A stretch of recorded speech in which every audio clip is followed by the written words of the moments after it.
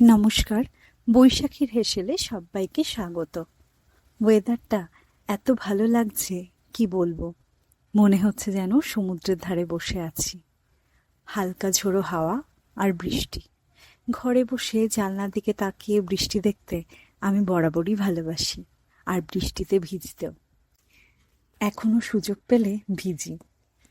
আমার এই ভালো লাগাটা কোনোদিন পুরনো হয়নি, আর হবেও না।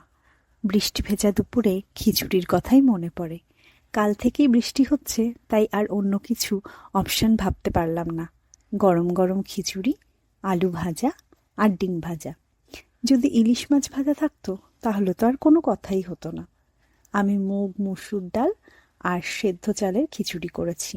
এর মধ্যে গোটা গোটা ছোট ছোট পেঁয়াজ দিয়েছি, আলু দিয়ে রান্না করেছি। অপূর্ব খেতে হয়েছে।